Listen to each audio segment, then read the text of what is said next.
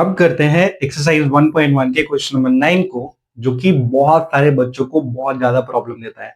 बहुत सारे बच्चों को मैंने कहते हुए सुना है कि this is the most difficult question जो उन्होंने अब तक सॉल्व किया है। एक चीज तो ये डिफिकल्ट नहीं है, दूसरी चीज अगर आप स्टेप बाय स्टेप अप्रोच को फॉलो करते हो तो कोई भी चीज मुश्किल नहीं है।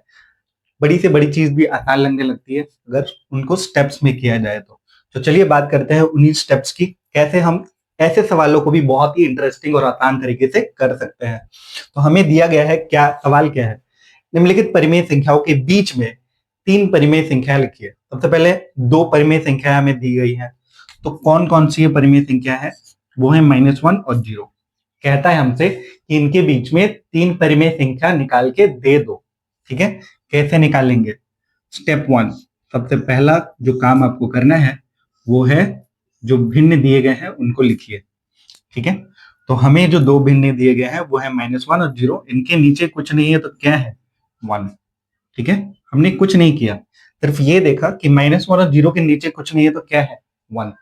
अब हमें कितनी परिमेय संख्या निकालने के लिए बोला गया है वो ध्यान में रखिए। पहले हर समान कर लीजिए, उसके बाद दूसरी चीज आपको ध्यान देनी है कि कितनी परिमेय संख्या हमें निकालने के लिए बोला गया है। तो सवाल में हमसे बोला है कि तीन परिमेय संख्या निकाल के दे दो, तो हम क्या करेंगे? तीन में से एक जोड़ेंगे और चार से इसके हर और अंश को गुना करेंगे।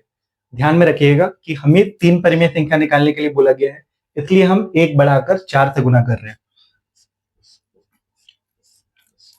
तो -1 और 1 को हम कितने से गुना करेंगे? 4 से।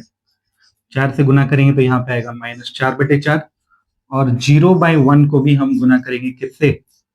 4 से, तो यहाँ पे आ जाएगा 0/4। ठीक है, तो -4/4 और 0/4 ये हमारे पास फ्रैक्शन बन के आया है। तो अब इनके बीच में तीन परिमेय संख्या ऑलरेडी है, सिर्फ लिखना है उनको। लिख देते हैं -4/4, उसके बाद है -3/4, -2/4 और -1/4।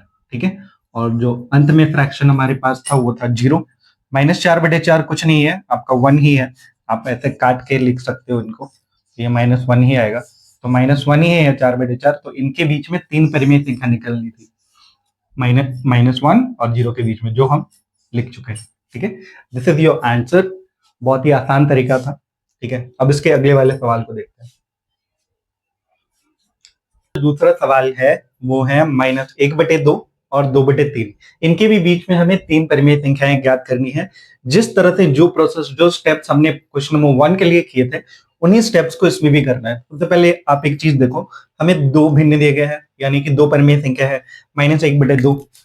पहली जो परिमेय संख्या है वो है -1/2, और दूसरी जो परिमेय संख्या है वो है 2/3।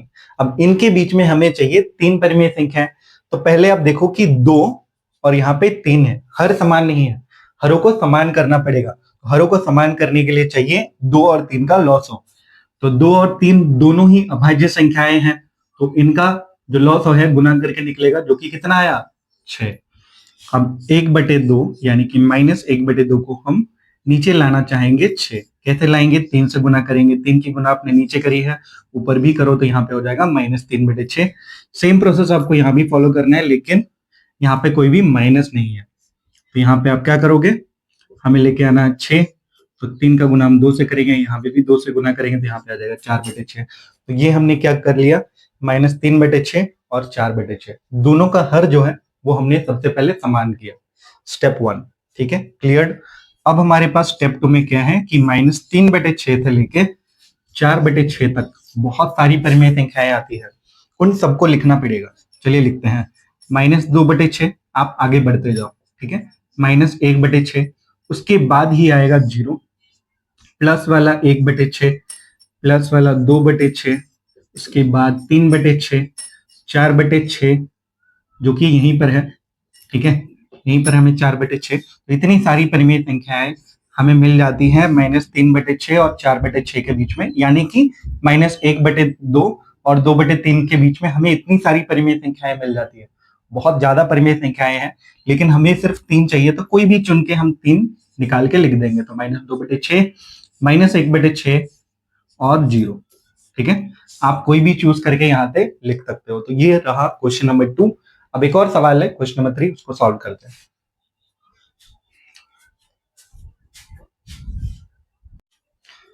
क्वेश्चन नंबर 9 के आखिरी सवाल तक हम पहुंच चुके हैं। क्या है आखिरी सवाल? -5/7 और -3/8, इन दोनों परिमेय संख्याओं के बीच भी हमें तीन परिमेय संख्याएं ज्ञात करनी है। तो सेम प्रोसेस जो हमने क्वेश्चन नंबर 1 और 2 के लिए किया था, वही प्रोसेस हम इसके लिए भी करेंगे। तो सबसे पहले हमें भिन्न दिया गया है -5/7, इसको लिखते हैं -5/7, और दूसरा जो हमें भिन्न दिया गया है -3/8। ठीक है, तो -5/7 और -3/8 दोनों का हर आप देख सकते हो अलग अलग है। अब इन्हें करना होगा समान। 7 और 8 का चाहिए लॉसो, तो डायरेक्ट करेंगे गुना, क्योंकि दोनों ही अभाज्य संख्याएं हैं। तो अभाज्य संख्याओं का लॉसो डायरेक्ट गुना करके होता है, जो कि हमने निकाल लिया है। 56 आया हमारे पास। तो अब हमें चाहिए इस 7 की जगह पर 56। कितना से गुना करेंगे 7 को, कि यहाँ पे है 56 8 से, और जितने की गुना हमने नीचे करी है उतने की ही गुना हम ऊपर भी करेंगे। तो यहाँ पे हो जाएगा 40, वो भी माइनस का। ठीक है, अब हम क्या करेंगे, 8 का गुना हम कितने से करेंगे कि नीचे आया 56, तो हम 7 से गुना करेंगे। 7 की गुना हमने नीचे करी है, तो ऊपर भी 7 से गुना करेंगे, तो यहाँ पे आ जाएगा -21/56। तो अब हमारे पास है, आप एक चीज देखो, पहला जो भिन्न हमें दिया गया है वो है -40/56, और लास्ट जो आखिरी भिन्न है वो है -21/56। दोनों के बीच में काफी सारी परिमेय संख्याएं आती है। तो आपको सिर्फ कहा गया कि तीन परिमेय संख्याएं लिख दो, तो कोई भी तीन परिमेय संख्या आप लिख सकते हो, जैसे कि यहाँ पर लिखा जा रहा है, वैसे ही तीन परिमेय संख्याएं आप यहाँ पे लिख सकते हो। ठीक है,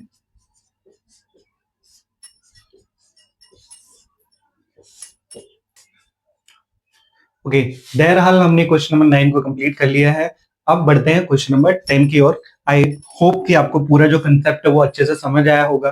ठीक है, एक बारी में नहीं समझ आता, दूसरी बार देखो, तीसरी बार देखो, ये एक बार में समझ आने वाली चीजें नहीं है। अगर एक बार में आ जाती है तो बहुत बढ़िया, आपका लेवल बहुत अच्छा है। बहुत बच्चों का ऐसा नहीं होता है, तो it works different for different students. तो जैसे जैसे वर्क करता है, आप अपने हिसाब से एडजस्ट करते जाओ। ठीक है, थैंक यू, मिलते हैं नेक्स्ट वीडियो में।